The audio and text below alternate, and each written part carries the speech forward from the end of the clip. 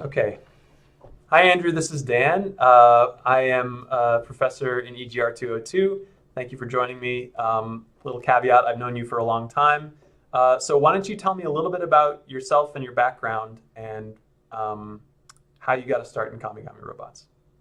Sure. So my name is Andrew Gillies. I'm one of the co-founders and the COO of Kamigami Robots. And Kamigami Robots designs and builds connected toys for kids that we create so that kids can be inspired to get involved in science and engineering and get excited about robotics and programming, mathematics, things like this. So our products right now are robot kits that kids build the robot and they connect them to their smart device like an iPad or a tablet or smartphone, and then they can play games with them. They can learn some fundamental coding principles, interact with their friends, and generally get excited about sort of the early stages of robotics. So my background is in mechanical engineering. So I did my PhD at UC Berkeley in a robotics lab where we were researching sort of bio-inspired robotics and materials and systems and these sorts of things. So stepping into the business world for me was definitely like taking my career in a different direction from sort of academic engineering research into sort of startup land. It was a big change for me. So why don't you tell me a little bit about Kamigami and how where it emerged from? Sure. So Kamigami started, we were working on similar robots in a research lab. My co-founder, Nick Kohut, and I, we would be taking sort of the early versions, the different versions of the robot to these outreach events through the lab to like schools, museums, that sort of conferences, that sort of thing. And we would have all these folks coming up to us and saying like, "Oh, these are really cool. Can we buy them?" Like the kids were excited about them, the parents were excited about them. They really liked sort of having moved and sort of the possibilities as an educational toy. And they're pretty much forcing money in our face, and we'd be like, "Oh, sorry, you can't buy these. They're just an academic research project." But you know, the more this started to happen, Nick and I had been talking about maybe starting some sort of business for a while. And we thought, well, what if these robots that weren't for sale were for sale? Like, what if we actually started a company around this? And you know, this is right about the time that Kickstarter was starting to gain traction. We saw a few other sort of robotic products go up on Kickstarter and have some pretty decent success, like, you know, 50, 100, you know, even $150,000 Kickstarters. So we thought, well, you know, that's something that we could potentially do with some version of the robot that we had been working on at Berkeley. So that was early 2013, which is when we like started taking it seriously and formed the company and started kind of pointing ourselves towards potentially running some sort of crowdfunding campaign. Okay. So it sounds like you had a couple different phases of your company. First, you started really small with this local seed money from your school, and you can mention that a little bit. And then you did this Kickstarter. And have you done what would the next phase be? Like what are the phases of your company's evolution?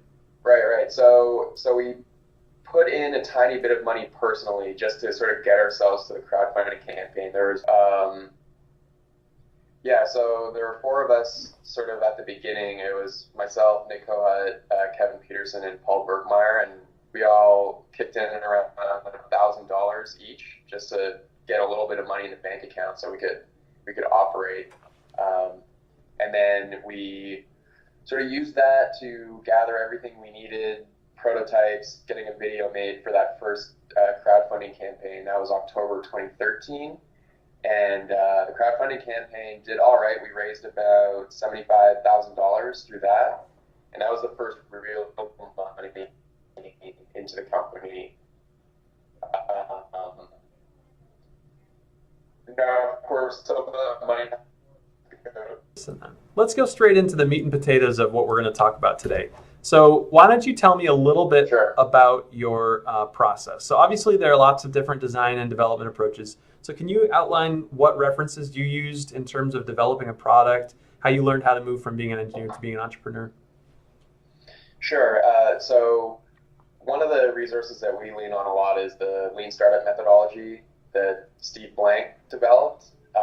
And a huge focus there is on what they call the customer development process. I think there's probably a few different terms for this.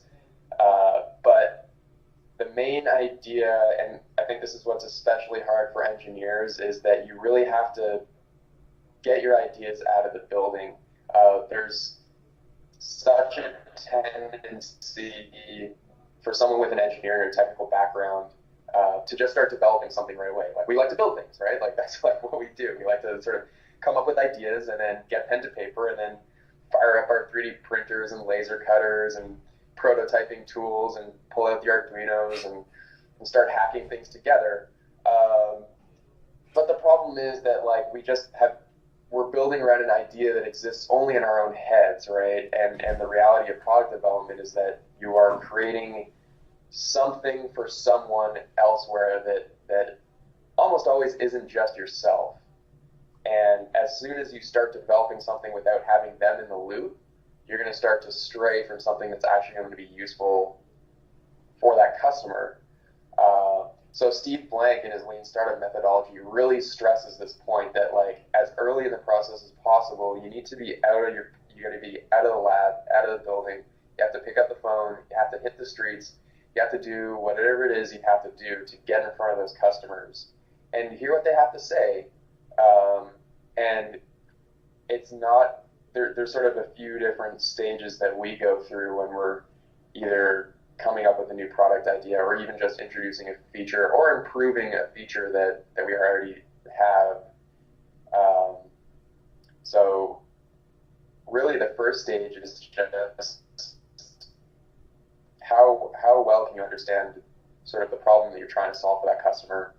And that first interview process for us was, it looked like first you have to figure out who that customer is, right?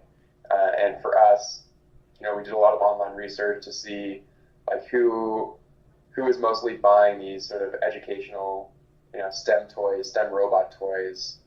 And for us, we were looking at sort of competitors' products, looking at other profiles, looking at other data that had been published, and sort of figured out that, it's generally kids in sort of the age 8 to 12 sort of age range, and that it's mostly moms that are buying these products for their 8-year-old kids. So you work backwards and say, okay, that means, moms between the age of, like, mid to late 30s to mid to late 40s. So it's like, okay, so now we have sort of like a basic idea of who we need to start talking to. Yeah. And then the next phase is like, okay, well, let's go talk to as many of these people as possible. Because the closer you can align your viewpoint with what their viewpoint is, the more successful you're going to be when you actually start building something, because you're going to be keeping their perspective in mind as you're building. So those first interviews, you're not showing them anything. Like, ideally, you're not talking about your product at all. You just want to hear about what their experiences have been with similar products, what they're hoping for, what, like, what's going to fit into their life and what's going to fill their expectations.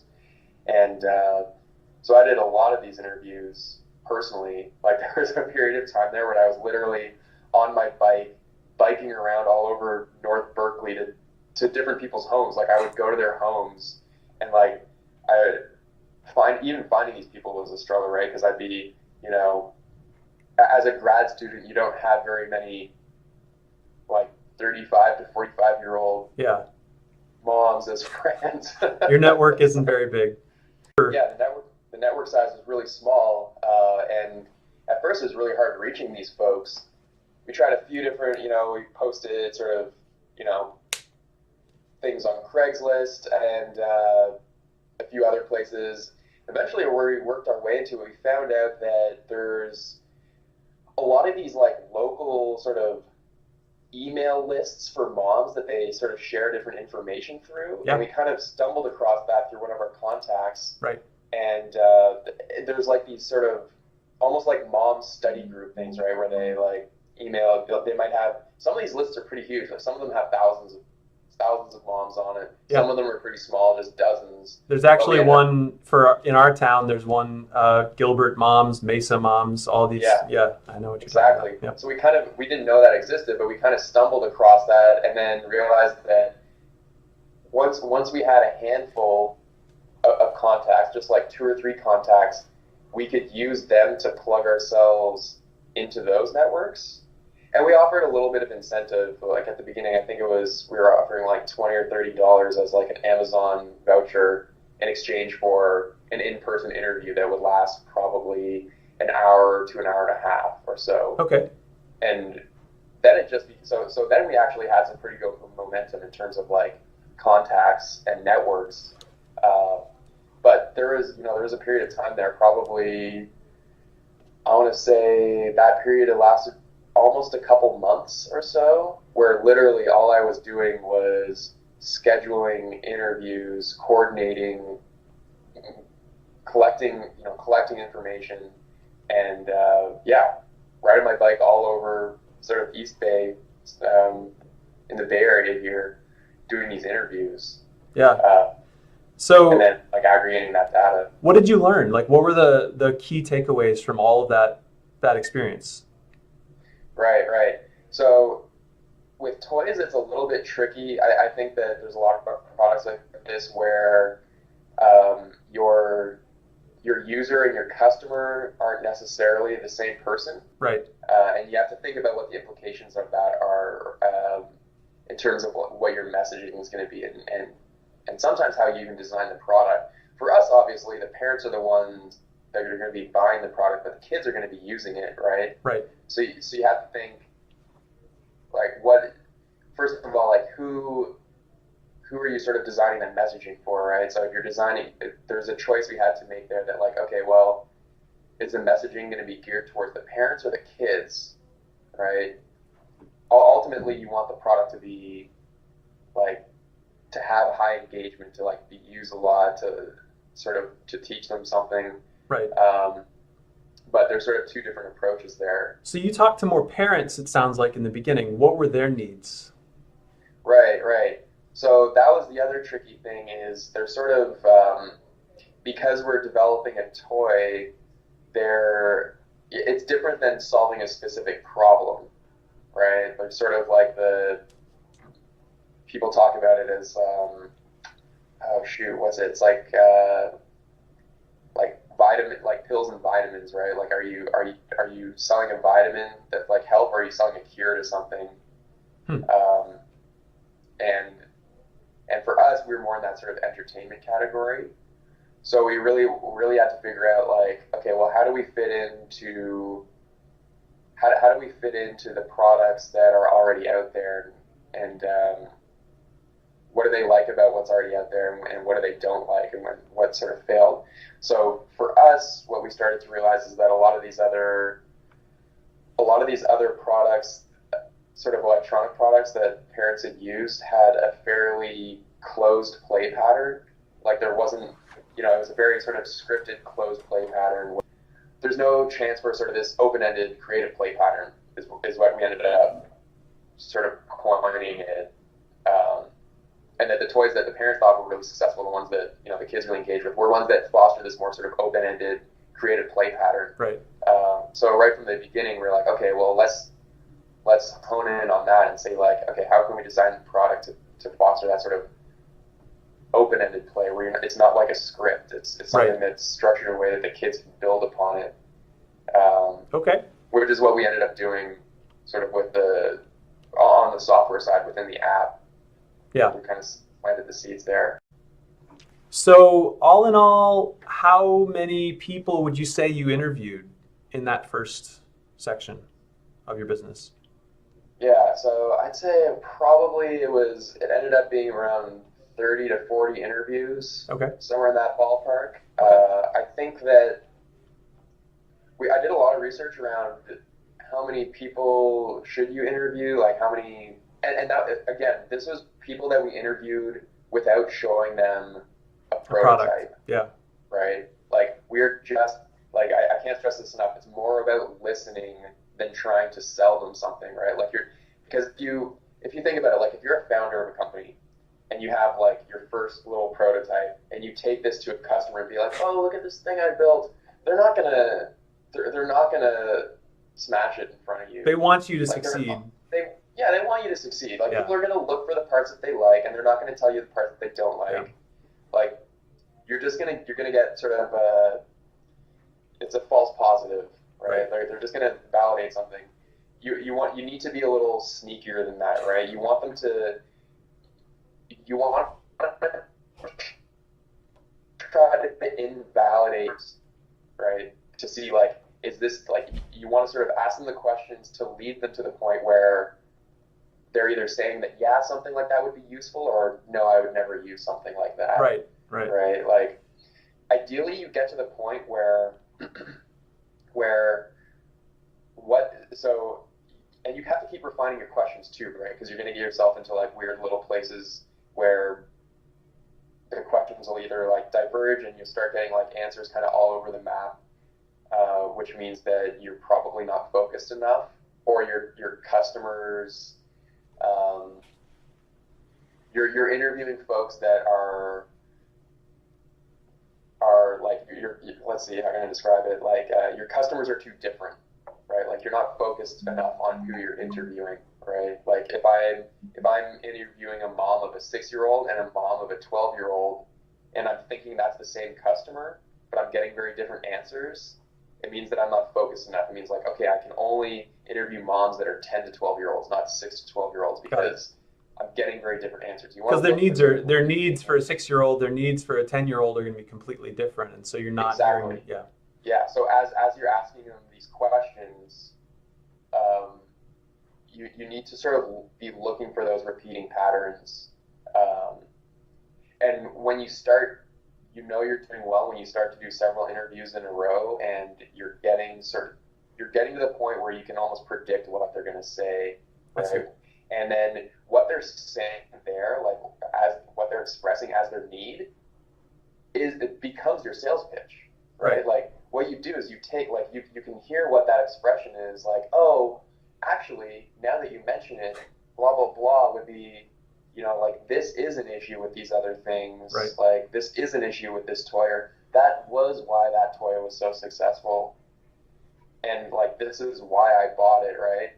Whatever that line is there becomes sort of your main message. Like you take, so the best marketing messages are ones that are taken from the customers, right? Like, and we'll still do this to this day. Like we'll get customer feedback, we'll get testimonials, so, through email or whatever, and it's people describing why they love the robot and like why it resonates with them. That becomes our marketing message. That becomes like sort of the lighthouse that we steer towards. Right. So that's what that process looks like. Cool. So what other ways did you learn about user needs other than by talking to people? Were there other sources? Yeah, absolutely. So I really like this trick a lot. It's pretty effective, at least for consumer-facing products, is find out who your competitors are, like look for sort of what the closest analog product to yours on the market is, and go to Amazon and start reading reviews that people are leaving there, right? That's like immediate feedback that you can get to figure out, like, okay, here's a similar product. What are the issues that people having? What do they like about it? What do they don't like? What did that company fail at doing? Is it like, oh, this is a great product, but the batteries die way too soon and I can't use it, or the Bluetooth connection is flaky. Like, look for those repeating patterns, and now you know like what the sore points are, or what the successes are, right? Like, oh, I love that, if you read like 12.5 comments about how awesome it is that the like eyes can change color with a certain, like you can change the pattern of the eye blinking or something like that. Well, it's like, okay, well that's a specific example, but it's like that's probably a pretty important feature to your customers. You probably want to think about including that. So it sounds like Amazon was one source. Any other sources? Maybe not just user interviews, but other types of venues where you could get user interviews or absolutely. User feedback. So events were another huge one for us, right? So now you're talking about having a prototype, having something that kids can play with and that parents can see their kids playing with, see how they react. So now you're really opening up a lot of other possibilities, right? So we have done tons of events all over the place, large and small. Like there's a period of time where there was no middle school science fair too small for us to take the robots to and get it in front of like 30 or 40 people.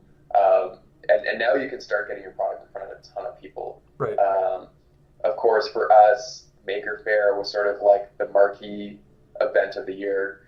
San Mateo Maker Faire in the Bay Area here is it's well over 100. I think it was well over 100,000 people show up every year. I think it's something like 150,000 people, and we'll have a booth there, and we'll probably interact over the 3-day event. We'll probably interact with like literally over 2,000 folks. Will come through our booth, right. and we'll see them playing with the product, and we'll hear all the questions. And we'll be lobbing questions at right. it as well. So, but this sounds like it's also when you have a product, now you maybe expand your user testing to different venues. So maybe this wouldn't have been useful earlier, or you just weren't thinking about it, or not in that zone. I think it depends on the scale of the event. I think at some point when you have a good idea of what your prototype should look like. Right. Obviously, you want to keep that sort of customer in the loop the entire time. So at some point, your sort of one-on-one interviews can transition into sort of showing prototypes and having people interact with things. We also ran focus groups as well. So we had, these are a little harder to organize, but right. Pretty high value, where you have folks in and it could just be like, a few kids or even just like a couple kids come in and sort of try to evaluate the product and see how they interact with it. One aspect of our product that we tested repeatedly for many months, that was probably one of the biggest challenges for us, is how the kit was actually built. Because it's sort of a do-it-yourself robot, and it's for kids, we wanted to make sure that this thing is actually buildable, that the kids can actually build it themselves. And we almost got burned really bad by this because we sort of had this notion of what would be easy to build.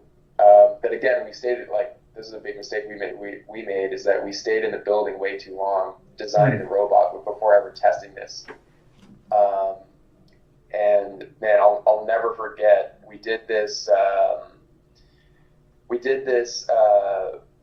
this event at the museum, at the Children's Creativity Museum in downtown San Francisco, and they invited us over to do this Sunday afternoon build session. Come build robots with Kamigami robots, right? So this is to the public. This is an event. They paid for admission to the museum, and now they're doing this free build a robot seminar. Wow. It was the first time we ever had kids coming to try to build the robot, and so there's probably, I'd say probably a dozen or a dozen and a half parents with their kids that showed up to this build a robot seminar, and right from the starting bell, we knew it was going to be a crazy disaster. Nobody could build a robot at all. It was a nightmare. There was kids crying. There's literally parents yelling at us about what is this, because they don't know that they're all of a sudden victims to your testing scheme, right? They just think they're having some fun Sunday afternoon, and the next thing you know, it's mayhem and none of the robots came even close to getting built. And there's actually 2 sessions that day, and so there's a morning session and the afternoon session. And after the morning session, we were just I remember Nick and I were sitting there just having lunch, waiting for the second session to start, just being should we just shut down the whole company? Is it over? We're so far from anything that's this is. How did we think? What were we thinking that an 8-year-old would be able to do? We were so far away from anything that they could build. It was embarrassing. So that became a huge focus for us. Was okay, we have to completely rethink how this thing can be assembled by an 8-year-old. Yeah. So we got really aggressive about it. this became sort of the next phase of like, okay, so sourcing parents is one thing, but how do you get a room full of like 8 to 10-year-olds ready to build a robot for an hour and a half? That's sort of the next problem. So that we could do sort of these improvements around around the building of the kits. Yeah. So again, we got a little bit lucky. We stumbled across a volunteer group, an organization in the Bay Area, sort of a community science outreach program that connects Bay Area Bay Area professionals with different schools, like middle schools and grade schools throughout the Bay Area, and sort of has them come to the classroom, come to a science classroom, and just give a lesson to the kids for an hour. So we ended up sort of forming a partnership with them where we would be like, okay, well, we can do a lesson on robotics. We'll go, and all of a sudden now we have access to like all these schools all over the Bay Area. Yeah. And it was sort of like, okay, well, we can come in here, we'll bring a bunch of kids and have the kids attempt to build the robot. And then, we'll also have pre-built prototypes there. So we'll do a little lesson on like, what is a robot? What are the different parts of a robot? Okay, let's try to build some robots and then play with some robots after. Okay. That little part about let's try to build the robot, obviously that's where we're sneaking in our user testing. And we were going to schools. That whole process lasted about 6 months or so, 6 or 7 months, where we were just constantly being like, okay, we need to improve the materials, we need to improve the simplicity of this, we need to clarify the assembly instructions, and we would score classrooms based on like how many kids finished the robot by the end of the class. We would have a little questionnaire for the kids they would fill out like how much did they enjoy it, how difficult did they think it was, and sort of build this aggregate score. And then we would of course have our own sort of qualitative observations around what steps in the build process were kids having the most trouble with, hone in on those, redesign those components. Right. And we would just do this over and over again. And from that first visit to the Children's Creativity Museum, and probably, I guess it was maybe closer to 7 or 8 months later, we could pretty confidently walk into a classroom, like a grade 4, grade 5 classroom, and know that like by the end of an hour-long class, 80% of the kids would be able to build the robot perfectly without any real input from us. So that second time around, when you really focused on the kids, you said you had only really talked to, 30 or so in terms of the interviews beforehand. How many did you kind of expand to in the second round of users testing? I think in terms of the number of kids that we had interact with the product or build the product, it was well over a couple hundred kids. Okay. By the time we were all done with it. So maybe we can move on really briefly, because I know you have to move on soon, to talking about benchmarking and generating your specs. Now, Dash was already a product. Dash was the name of the device before it turned into Kamigami. So how did you determine, first of all, what your competitors were and what your device needed to be able to do? Like, what were the metrics you needed to evaluate yourself against? Right. So one of the big metrics in toys is sort of cost of goods and like retail price. So alongside the testing we were doing with kids, we were also continued to collect data around parents and try to figure out sort of like the price sensitivity to certain products. And this is something that we continue to do this day. But we knew that there were certain prices, like retail prices, that we knew if we get hit, there would be like a huge change in sort of the market that we could address.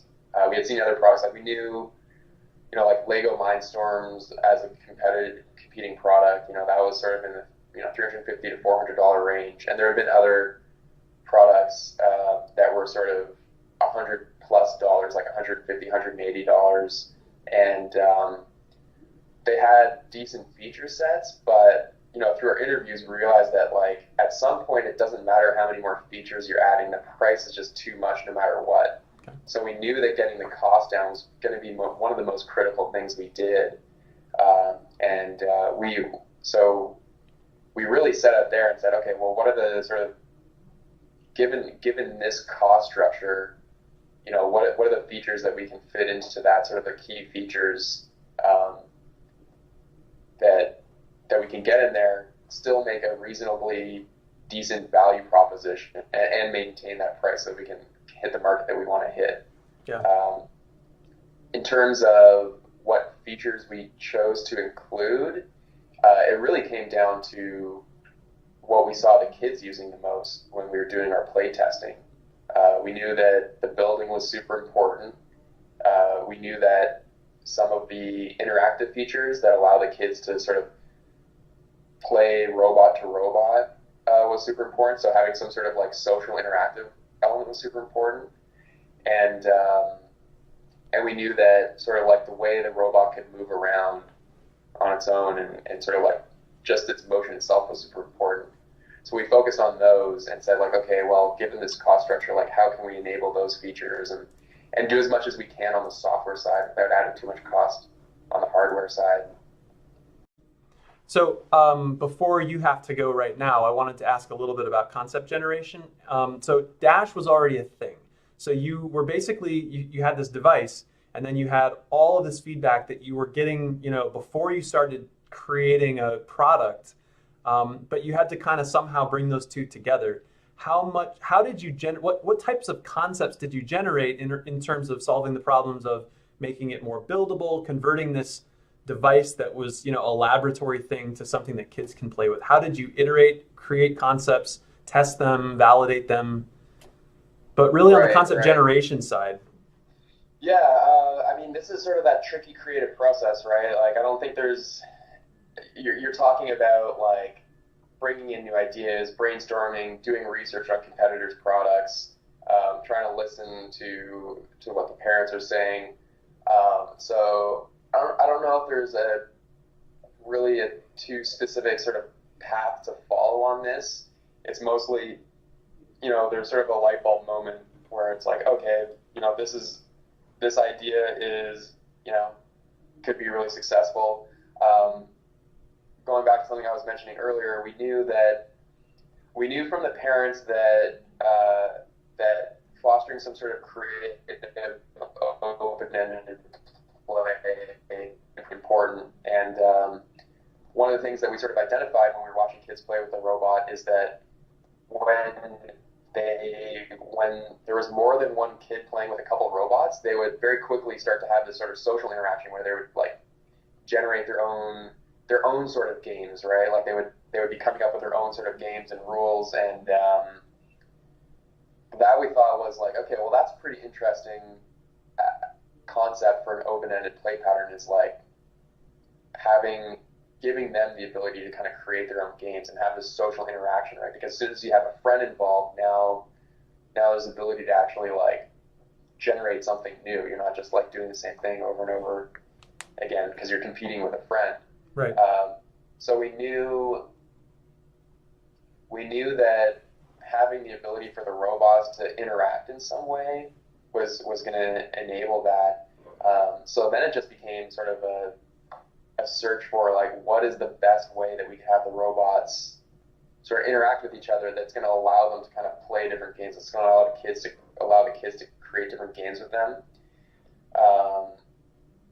And we went through a few different concepts, like should the robots like detect when they bump into each other? Should there be like some sort of like contact sensor on there? We played around with sort of electromechanical whisker systems. We played around with Hall sensors. We kind of prototyped these things and just sort of mocked up like what would sort of a game mechanic look like with sort of robot to robot play. And eventually at some point there we played with sort of an IR communication system where the robot could like shoot out an IR signal that the other robot would respond to, and there'd be like a little IR array. Yeah. And we just hacked up on the existing robot this little IR array and just coded up like a simple game. And it was like late one night. I brought the prototype over to Nick's kitchen, and we played this very first game of like essentially robot laser tag, like on his kitchen floor, and it was really fun.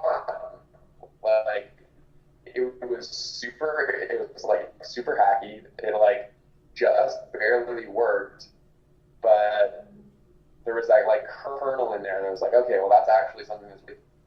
Are you there, Dan? Yeah. I'm here. I can hear you. You broke up a little bit, but we can keep going. Okay. Sorry, maybe to wrap it up, it sounds like creating concepts about how kids interact with the robot was just as important as the actual physical platform that they build and put together, and creating the maybe modifying the structure of the robot so that it was easier. But all in all, how many prototypes did you make from the beginning of the process to the end? We have a big bin in the back with all the different, we call it the robot graveyard. There's easily over 100 different prototypes in that robot graveyard. Are we talking... As a reminder of like how quickly we went through different prototypes, but like I would say multiple hundreds. Right. And are we talking about prototypes that like full prototypes or partial prototypes? Like how did you prototype? Like what was your process of prototyping and using that prototype to understand something? Right. It's everywhere in between. Like we would go to a full prototype once we think a subsystem, was worthy of moving to the next stage. But for sure, we were prototyping just the transmission, just the building portion, sort of like the kit portion, just the IR system, and then when each of these sort of seemed like they're functional on their own, then we would build a full prototype. Yeah. And then there's sort of the aesthetic part too, right? Like there's sort of the inner workings of the robot. There's the we sort of go with this like the works like prototype and then the looks like prototype. Yeah. Right. So we have something that meets all the functionality, and this goes for the software as well, right? Like there's the functionality. So we played with different prototypes for how you would drive the robot. Was the iPad going to be like tilt drive? Was it going to be sort of like tank tread? Was it going to be a joystick? And we had like really quick and dirty prototype with a not very pretty UI, but we would give it to kids and have them try these different driving control systems, right, and see which one they found most intuitive.